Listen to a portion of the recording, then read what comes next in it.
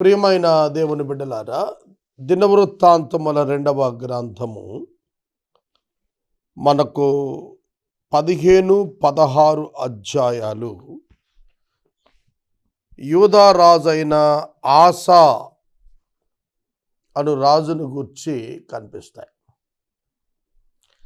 ఆసా రాజు యూదా వారిని పరిపాలిస్తున్న దినాలలో 15వ అధ్యాయం అంతా కూడా అతని యొక్క విధేయత, మంచితనము, భక్తి, దిద్దుబాటు కనిపిస్తాయి. 16వ అధ్యాయంలో అతని తప్పటడుగులు, వాటి పర్యావసానము, వాటి తీవ్రత కనిపిస్తుంది. పరిశుద్ధ లేఖనంలో అతి ప్రాముఖ్యమైనటువంటి స్క్రిప్చర్ వర్డ్ ఆసాను గురించి చెబుతున్నప్పుడు పరిశుద్ధాత్మ దేవుడు రాయించాడు. అదేమిటి అనగా, తన ఎడల యథార్థ హృదయము కలిగిన వారిని బలపరచుటకై యెహోవా కనుదృష్టి లోకమందంతటా సంచారము చేయుచున్నది. ఇది చాలా ప్రాముఖ్యమైనటువంటి మాట అండి. దేవుని యొక్క విశేషతలు అనేకము బైబిల్ తెలియజేస్తుంటే ఈ మాట ఉందే, లోకమందంతటా యెహోవా యొక్క కను దృష్టి యథార్థ హృదయం కలిగిన వారి నిమిత్తము అది సంచారం చేస్తుందట. పర్పస్ ఏమిటంటే వాళ్ళని బలపరచాలి. ఇక్కడ ఆసా రాజు యథార్థంగా ఉన్నప్పుడు బలపరచబడ్డాడు. యథార్థత తప్పినప్పుడు అతని మార్గములు క్షీణించినవిగా కనపడ్డాయి. మీకు ఒక ప్రాముఖ్యమైన విషయాన్ని చెబుతాను, వినండి. ఒక వ్యక్తి ఎంత విజయాలను అందుకున్నా, ఒక వ్యక్తి తన నిమిత్తము ఎంత ధనాన్ని పోగు చేసుకుని సౌఖ్యంగా ఉన్నానని అనుకున్నా, అతడు యథార్థతను తప్పినప్పుడు దాని పర్యావసానముగా పతనమును చవి చూడాల్సి వస్తుంది. ఆ వ్యక్తి ఎంత గొప్పవాడు అవ్వనియండి, ఎంత శక్తిమంతుడు అవనియండి, ఎంత విజయాలు నమోదు చేసిన వాడు అవనియండి, అతని పతనం కనుల ఎదుట కనిపిస్తుంది. అందుకే యథార్థవంతులను, యథార్థ హృదయం కలిగినటువంటి వారిని బలపరచటమే దేవుని యొక్క లక్ష్యము. దాని కొరకు ఆయన కనుదృష్టి లోకమంతా సంచారం చేస్తుంది. యథార్థత లేని వారి కొరకు ఆయన లేడు, యథార్థత గల వారి కొరకు ఆయన ఉన్నాడు. ఇక 2వ గ్రంథము, దినవృత్తాంతాల 2వ గ్రంథం 15వ అధ్యాయంలో దేవుని ఆత్మ ఓదేదు అనే ఒక ప్రవక్త ద్వారా మాట్లాడారు. హెబ్రీ 1:1 ప్రకారం పూర్వకాలముల యందు దేవుడు ప్రవక్తల ద్వారా తన ప్రజలతో మాట్లాడాడు. ఇక్కడ అదే కనిపిస్తుంది. ఓదేదు అతడు ప్రవచనం చెప్పాడు. ఆ ప్రవచనంలో కొన్ని కండిషన్స్ని గురించి మాట్లాడాడు. యూదా వారలారా, బెన్యామీనీయుల వారలారా, యూదా బెన్యామీను వీరు ఇరువురు మనష్షే అర్ధగోత్రికులు కలిపి దక్షిణ రాజ్యం, దావీదు యొక్క కుమారుడైనటువంటి రెహబాము రాజ్యం రెండుగా విడినప్పుడు 2.5 గోత్రాలు, యూదా, బెన్యామీను మరియు మనష్షే అర్ధగోత్రం యూదా రాజ్యంగా, దక్షిణ రాజ్యంగా పిలువబడింది. మిగిలిన 9 గోత్రాలతో మరొక అర్ధ మనష్షే గోత్రం ఉత్తర రాజ్యము ఇజ్రాయేలుగా పిలువబడింది. ఇక్కడ యూదా వారికి దేవుని యొక్క ఆత్మ ప్రవక్త ఓదెదు ద్వారా చెబుతున్నది ఏమిటి? దేవుడు అంటున్నాడు, నా మాట వినండి. It's very important. దేవుడు మన నుంచి ఏం కోరుకుంటున్నాడు అంటే ఆయన మాట వినాలని కోరుతున్నాడు. మొట్టమొదట మీరు గమనించాలి, ఆయన మాట వినాలి. Listen his word. ఆయన మాట వినటం అంటే అర్థం చెవితో వినటం కాదు, లోబడటము. నా మాట విను అని ఎవరైనా మనతో అన్నారంటే అర్థం చెప్పుచూ ఉన్నది కాదు, చెప్పబడినది పాటించు. చెప్పుచున్నది వినుట కాదు, చెప్పబడిన దానిని అనుసరించు అని అర్థం. కనుక ప్రాథమికంగా ఇవాళ పెద్ద సమస్య ఏమిటంటే అందరూ వింటారు కానీ పాటించరు. అది విన్నట్టు కాదు దేవుని దృష్టిలో. వినుట అనగా లోబడుట, విశ్వసించుట, వెంబడించుట. వినుట అనగా లోబడుట, విశ్వసించుట మరియు వెంబడించుట. వెంబడించాలి, లోబడాలి, విశ్వాసం ఉంచాలి. కనుక మీరు నా మాట వినండి, నా పక్షమున మీరు ఉన్నారా. అది ఆయన పక్షమున ఉండాలి అంటే ఏమిటి? దేవుడు ఏం కోరుతున్నాడు? నా పక్షమున ఉండండి అంటున్నాడు అంటే విగ్రహారాధన వైపు వెళ్ళవద్దు. యెహోవాయే దేవుడు అనే స్థిరమైన విశ్వాసములో మీరు ఉండండి.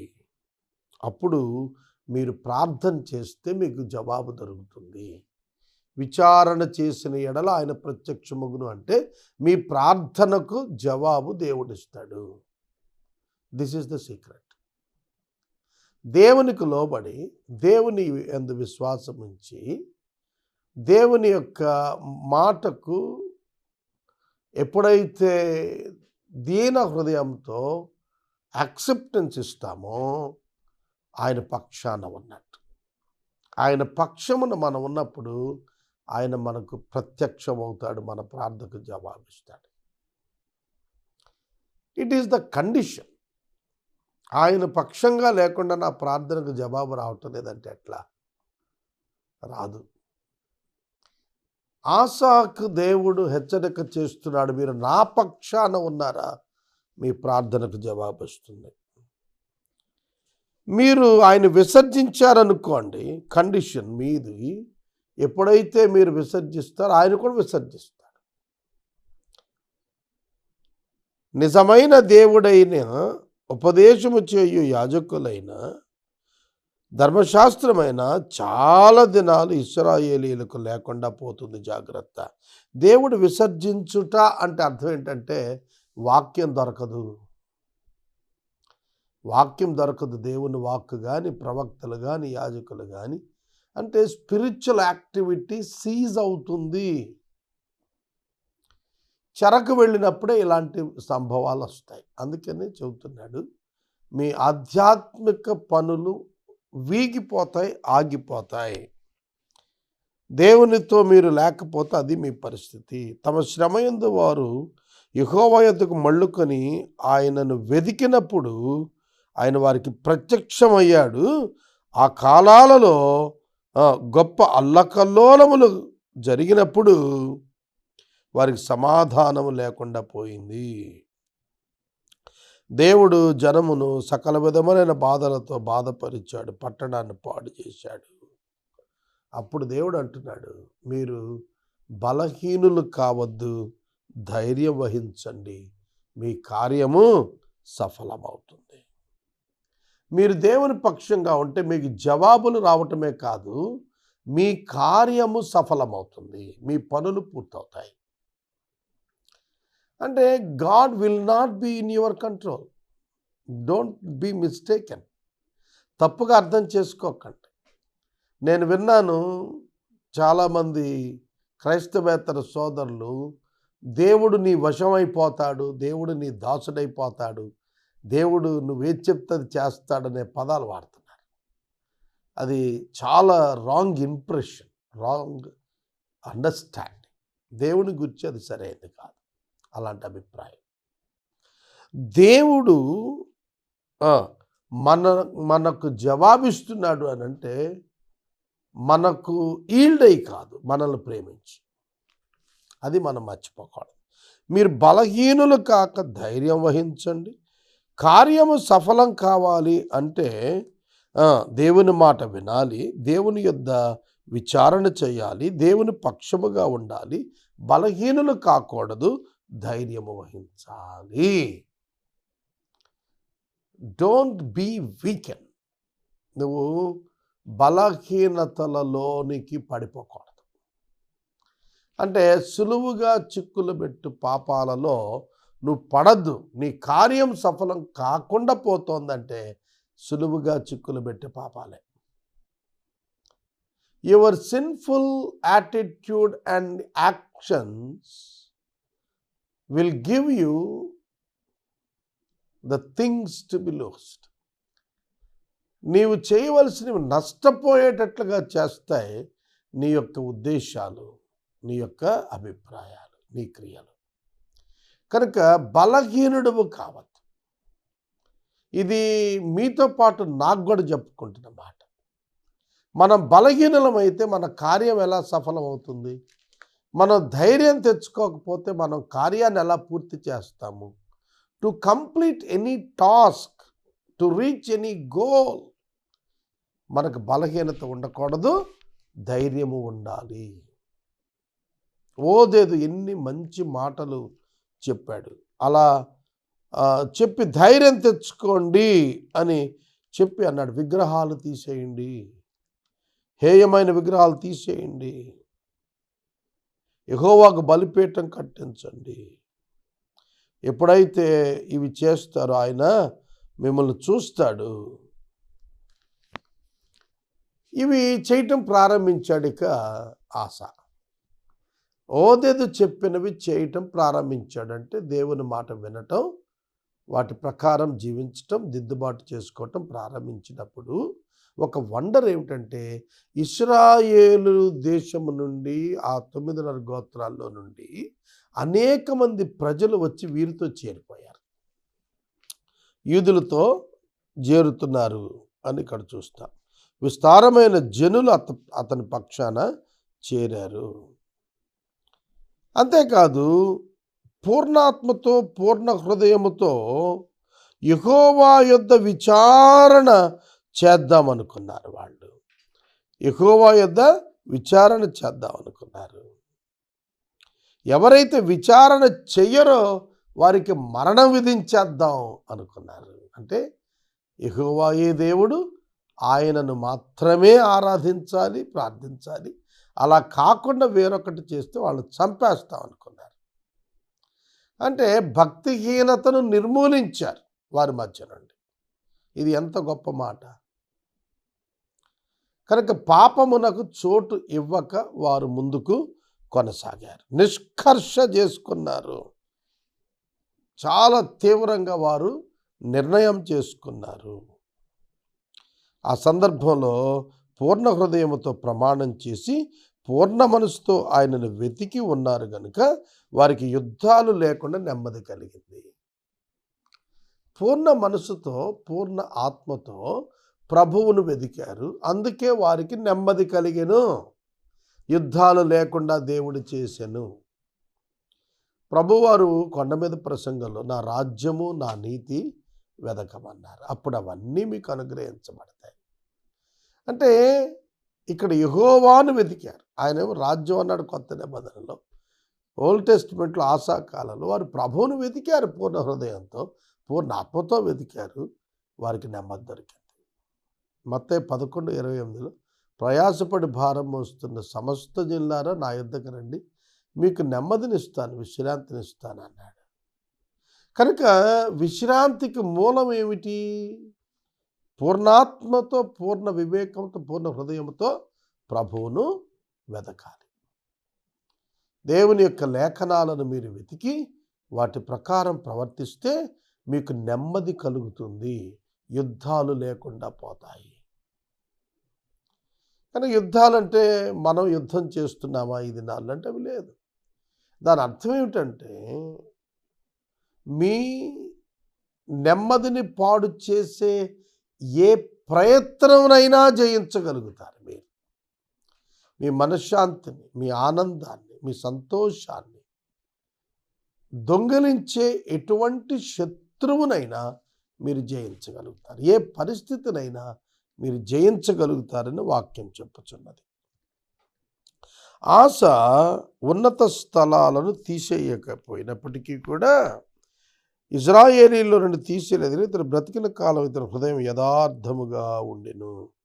ఇది చాలా ఇంపార్టెంట్ అండి. ఆశ హృదయం ఎలా ఉందంట? యథార్థముగా ఉండెను. యథార్థముగా ఉండెను. దేవుని పట్ల ఆశ యొక్క హృదయము యథార్థముగా ఉండెను. యథార్థముగా ఉన్న ఆశ, దేవుని యొక్క కనుదృష్టి అతని మీద ఉన్నందున యుద్ధములు లేక నెమ్మదిగా అతని పరిపాలనలో ఉన్నారు. ఇది 15వ అధ్యాయంలో ఆశ విధేయత కనపడితే 16వ అధ్యాయంలో ఆశ అవిధేయత కనపడుతుంది. ఆశ చేసింది ఏమిటో తెలుసా? ఇశ్రాయేలీయులు తన వైపు రాకోకుండా రామా అనే పట్టణం కట్టించాడు. ఆ నేపథ్యంలో అతడు కొంత బంగారము, వెండి అన్నీ తీసుకుని దమస్కులో నివాసం చేస్తున్న బెన్హదదు దగ్గరికి దూతలను పంపి సిరియా రాజుకి అతడు ఒప్పందం చేసుకుని అతన్ని ఆశ్రయించాడు. That was the big blunder. చాలా పెద్ద దారుణమైనటువంటి తప్పిదం. దాన్ని భక్తుడు మాట్లాడుతూ నీవు మతి తప్పి ప్రవర్తించావు అన్నాడు 9వ వచనంలో. దినవృత్తాంతములు గ్రంథము 2వ గ్రంథము 16వ అధ్యాయం 9లో రాజా ఆస నీవు మతి తప్పి ప్రవర్తించావు. యెహోవాను ఆశ్రయించటానికి బదులు మనుషులను ఆశ్రయించావు. సిరియన్స్ను నువ్వు ఆశ్రయించావు. సిరియన్స్ను నువ్వు ఆశ్రయించావు. మతి తప్పింది కనుక ఇక నీకు యుద్ధాలు మొదలు.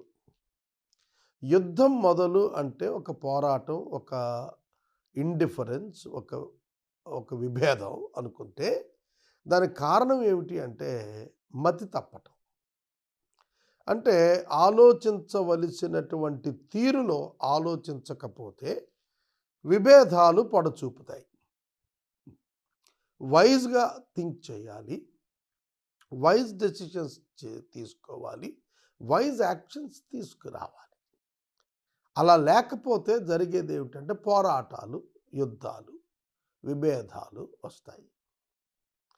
కనుక నేటి నుంచి నీకు యుద్ధాలే. ఎందుకంటే నువ్వు మనుషులను ఆశ్రయించావు, అంతేకాదు నువ్వు దేవుణ్ణి విడిచిపెట్టావు, నీకు మతిపోయింది అన్నాడంటే యు లాస్ట్ యువర్ థింకింగ్.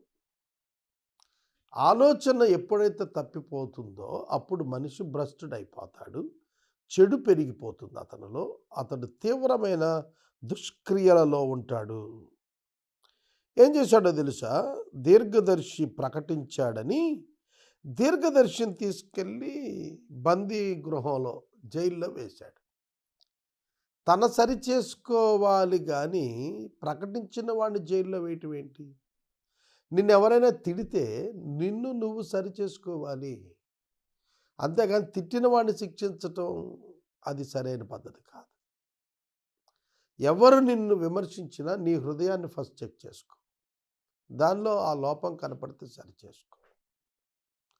అంతేగాని నిన్ను విమర్శించిన వాడి మీదకి వెళ్ళి బాధ పెట్టడం అది సరైన విధానం కాదు.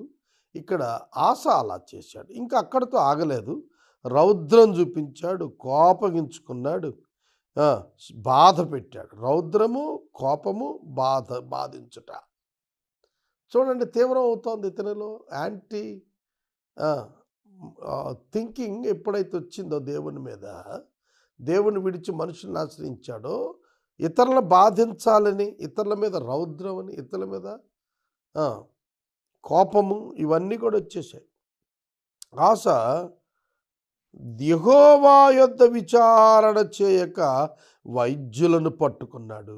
అతనికి పాదముల మీద ఒక చిన్న షుగర్ పుండు లాంటిది వచ్చింది. ఆ జబ్బు వచ్చినప్పుడు అతను వైద్యులను పట్టుకొని తిప్పలు పడ్డాడు తప్ప దేవుడి దగ్గర ప్రార్థన చేయలే. మనం దేవుని ప్రార్థించినంత వరకు మన దేవుని సహాయం మనకుంటుంది. వైద్యుడు మనకు వైద్యం చేసినప్పుడు, ఔషధములు మనకు వినియోగించినప్పుడు శరీరంలో కలిగేటువంటి నెమ్మది, స్వస్థత ఇవన్నీ 100% సత్యం. అయితే వాటి వెనక దేవుని యొక్క కృప, యాక్సెప్టెన్స్ ఉన్నాయి. కనుక దేవునికి ఇవ్వలసినటువంటి స్థానం మనసులో వైద్యులకు ఇచ్చినప్పుడు దేవుణ్ణి తృణీకరించిన వాడు అయిపోయాడు. అందుకనే ఆసా యొక్క లైఫ్లో పతనం ఆరంభమైపోయింది. ఒకసారేమో సిరియన్ బెన్హదద్ పైన ఆధారపడ్డాడు. ఆరోగ్యం దగ్గరకు వచ్చేటప్పటికేమో వైద్యుల మీద ఆధారపడ్డాడు. యుద్ధం వస్తుందని బలమైన రాజు మీద ఆధారపడ్డాడు. బలమైన దేవుని విడిచిపెట్టాడు. ఆరోగ్యం విషయంలో వైద్యుల మీద ఆధారపడ్డాడు. దేవుణ్ణి విడిచిపెట్టాడు. ఇశ్రాయేలీయులకు స్వస్థపరచు యెహోవా కదా ఆయన. నిన్ను స్వస్థపరచు యెహోవాను నేనే అని ఆయన ఇశ్రాయేలీయులందరికీ వాగ్దానం చేశాడు కదా. దాన్ని ప్రక్కన పెట్టాడు. వైద్యులకు ప్రాధాన్యత ఇచ్చాడు. బహుగా బాధపడినప్పటికీ కూడాను అతడు యెహోవా యొద్ద విచారణ చేయలేదు. ప్రార్థన ఆపేశాడు. దేవుని అడగటం, గోజాడటం ఆప్ చేసేసాడు. అందువలన అతనికి మరణము వచ్చెను. That's the reason he died. అతడు మరణించాడు. 16వ అధ్యాయంలో చూడండి అతని పతనం కనపడుతుంది. 15వ అధ్యాయంలో అతని అభివృద్ధి కనపడుతుంది. అతని అభివృద్ధికి కారణం దేవుని మాట వినటం, దేవునికి ప్రాధాన్యతనివ్వటం, దేవుని మాట చొప్పున నడవటం, దైవ లక్షణాలను పాటించటం. 16వ అధ్యాయం అతని పతనం కనబడుతుంది. కారణము మనుషులను ఆశ్రయించటం, మనుషులను నమ్మకటం, మనుషులపై వైద్యులపై ఆధారపడటం, దేవుణ్ణి విస్మరించటం, విచారణ చేయకపోవటం అంటే ప్రార్థించకపోవటం. ప్రేయర్ లైఫ్ ఆగిపోయింది ఆసాది. కారణం ఏంటంటే హృదయము కఠినమైంది, దేవునికి దూరమైంది. 15వ అధ్యాయం అపేక్షించే అనుభవాన్ని చెబితే 16వ అధ్యాయం దేవుణ్ణి తృణీకరించిన అనుభవాన్ని చూపించింది. దేవుణ్ణి కోరుకోవాలి మనం, దేవుణ్ణి తృణీకరించకూడదు. ఆసా జీవితం మనకు చక్కటి ఉదాహరణగా మనకు కనపడుతుంది. ప్రియమైన దేవుని బిడ్డలారా, మీ అభివృద్ధి, మీ యొక్క నెమ్మది, మీ యొక్క ఆశీర్వాదము, మీ యొక్క ఉన్నతి దేవుని మాట వినటంపై ఆధారపడి ఉంటుంది. మీ మరణము, మీ దుస్థితి, మీ అనారోగ్యము, మీ యొక్క అపజయము దేవుని విసర్జించటంపై ఆధారపడి ఉంటుంది. మనుషులను ఆశ్రయించటంపై ఆధారపడి ఉంటుంది. కనుక నిర్ణయం మీదే, మీ డిసిషనే మీ యొక్క భవిష్యత్తుకు మీరు అనుభవించేటువంటి పరిస్థితులకు కారణం అవుతుంది. కనుక ప్రభువునందు విశ్వాసం ఉంచండి, ప్రభువును మాత్రమే విశ్వసించండి. అట్టి కృప పరిశుద్ధాత్మ దేవుడు మీకు దయచేయును గాక.